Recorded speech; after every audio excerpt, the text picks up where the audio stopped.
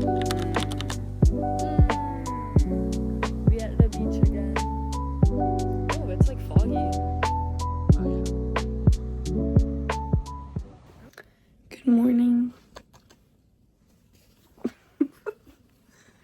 Happy Monday, happy check-in day. It is 5 a.m. and my little buddy woke me up at 4:50.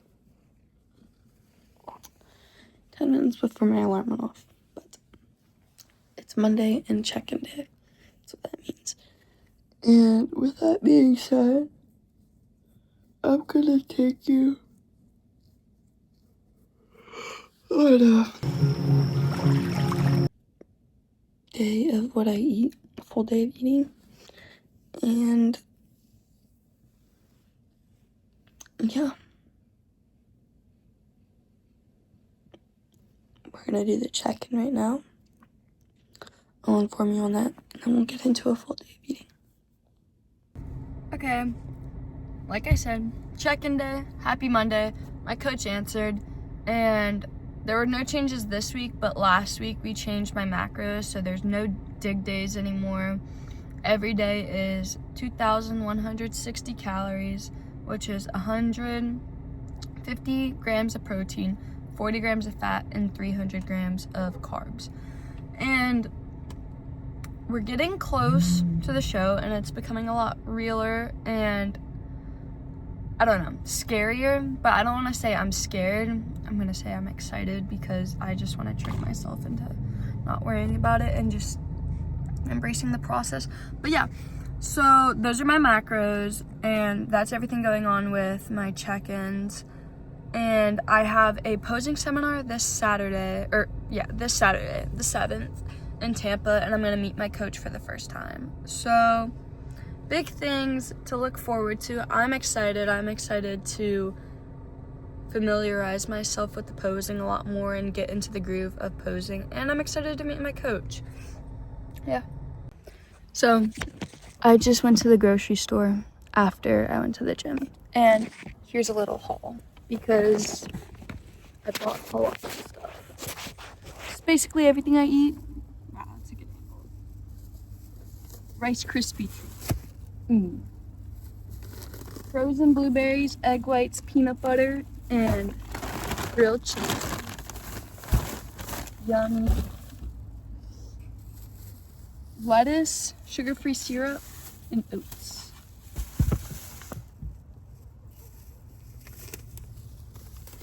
Frank's red hot sauce.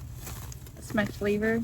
Some bananas and some jasmine rice. And then, last but not least, 3 tubs of yogurt. Yes, that's my little grocery haul. Because I go to the grocery store way too much. And I eat way too much food. But, yeah, that's my grocery haul. And enjoy the rest of my video, which is a day in the life of what I eat. So, yeah.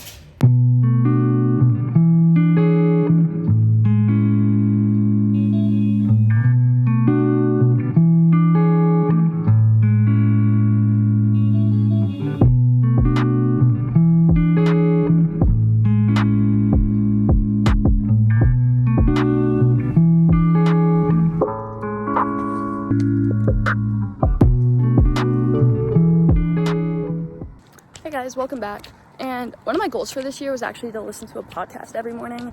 And I normally do it on my walks or when I'm on the treadmill, somewhere where I'm like completely disassociated and like by myself. And I just think about the podcast. So usually on my morning walk.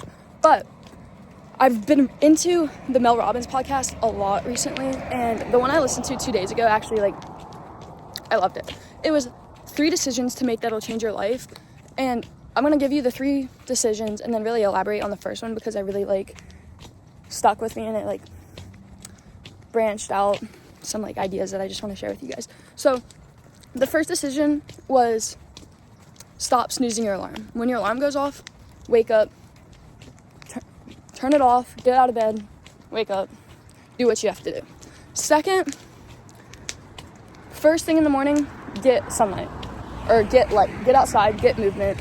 It'll change your life. Third thing, I like this one because I should start doing it, but don't drink caffeine until 2 hours after you're up. Drink a glass of water first thing in the morning. So wake up, drink a glass of water, and this all relates to the adenosine in your brain, and the adenosine naturally increases throughout the day, and then it's really high when you go to sleep, and then you wake up and you still have some left in your brain. That's why you're still a little sleepy when you wake up. But if you drink caffeine, that actually inhibits the adenosine from fully draining. So once the caffeine wears off, you'll get a midday crash, and then you'll want to drink more caffeine. So let the adenosine fully wear off, then drink your caffeine. But the first decision, stop snoozing your alarm. Wake up when it goes off. That relates to the overconfidence bias and how most people genuinely think that they're not impacted as much as other people or affected as much as other people, and they're nearly I don't want to say invincible to the situation and circumstances, but when they view it through it happening to someone else, they'll be like, there's a clear answer, but when it's happening to them, they're like, no, I'll be fine. Yeah. So I relate the overconfidence bias to choose the hard right over the easy wrong.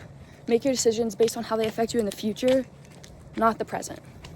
You overall know what's best for you, and if you're making decisions based on your future and not your present, you're going to make the best decision for yourself. You're going to think back and be like, what can I do to help my future self the most? There's a clear answer. Wake up when the alarm goes off. Prep your meals the night before. Lay out your gym clothes. Lay out your pre-workout.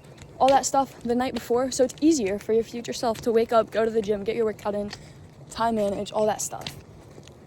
Another thing that relates to this is stop procrastinating. You are not able to learn a whole exam's worth of material in 2 nights. Do your work as a student. Another example, prepare for that meeting. You're not going to be able to just show up and spew words out. No, you have to prepare. You have to do stuff for your future self. So that's the overconfidence bias. And another part of this I want to talk about is choosing discipline over motivation, because motivation is ultimately feeling based and unreliable, where discipline is a system, it's structured, it's reliable. Your body will always have discipline if you make it your routine. Motivation doesn't show up all the time.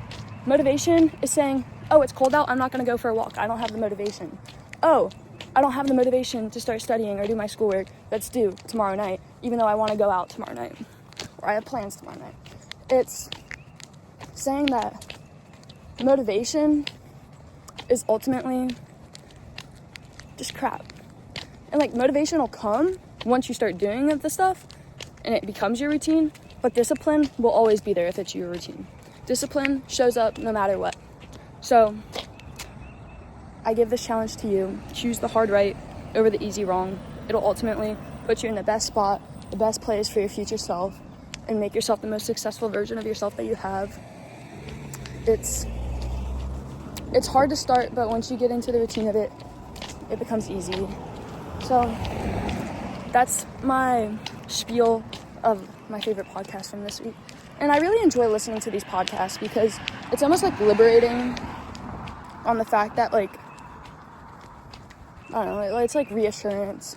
Gives me a lot of motivation. Even though